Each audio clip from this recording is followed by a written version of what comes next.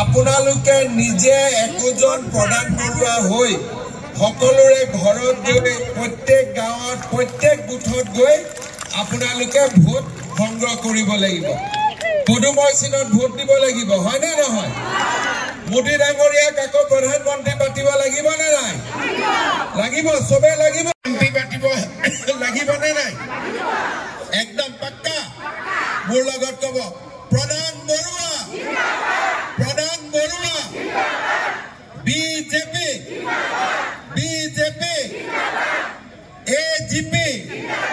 AGP गणशक्ति बहुत बहुत धन्यवाद আপোনালোক সকলোৰে আজি বৰষুণ বতৰতো উৎসাহ মই একদম 100% কনফাৰ্ম প্ৰধান বৰুৱা বহুত ভোটত জিকিব ইলেকশনৰ সময়ত ইলেকশনত ময়ো মিটিং কৰিব আহিম তেতিয়া লোকসভা ইলেকশনত জিকিলে আমি আপোনালোকৰ কাৰণে কি নতুন কাম কৰিম এই সম্পৰ্কে মই ভাল কৰি বুজাই দিম আৰু এটাই মাত্ৰ কথা যে আমি না সোঁফালে চাম না বাওঁফালে চাম না পিছলৈ চাম খালি পদুমকে চাম ঠিক আছে পদুমৰ মানে একো নাই পদুমকে ভোট দিম হ'ব বহুত বহুত ধন্যবাদ জয় হিন্দ বন্দে মাতৰম ভাৰত মাতা কি সকলোকে মই ধন্যবাদ জনাইছোঁ আজি এটা পবিত্ৰ দিন আমাৰ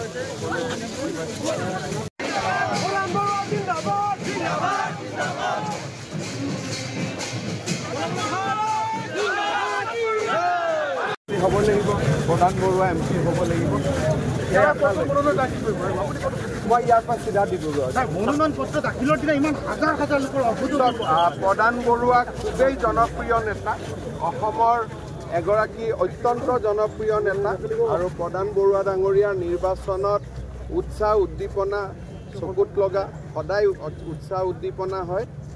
প্ৰতিকূল বতৰৰ মাজতো ইমান মানুহ আৰু এইবাৰতো প্ৰধান বৰুৱা অভিলেখ সংখ্যক ভোটত ছাৰ ভূপেন বৰাই কৈছে আপুনি অহাবাৰ য'ত কণ্টেষ্ট কৰিব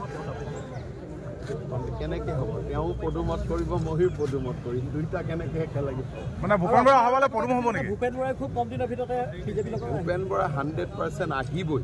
এইটো মোৰ পৰা আজি লিখি লওক 2025ত আহিব এইটো 100% ভৰত নৰহে তেওঁ পদত্যাগ পত্ৰ দিছে কিন্তু আগলৈ কি কৰিব সেইটো বিষয়ে তেওঁ আমাৰ লগত যোগাযোগত নাই গতিকে মই ভাবোঁ যে এতিয়াও সেইটো আভ্যন্তৰীণ ৰাজনীতি অহাকালি কংগ্ৰেছ দলৰ প্ৰাৰ্থীগৰাকীয়ে মনোনয়ন দিয়াৰ পিছতহে এই কথাখিনি পোহৰলৈ আহিব তাৰ আমাৰ লগত দুইজনেই কথা পতা নাই এই মুহূৰ্তত আৰু মই জানা দুইজনেৰে কোনো চুইচ আমাৰ হিন্দু এৰিয়াত নাথাকিব 2032লৈকে মুছলমান এৰিয়াতো নাথাকিব কংগ্ৰেছ শুদ্ধ হৈ যাব পাৰে বহুত সম্ভাৱনা আছে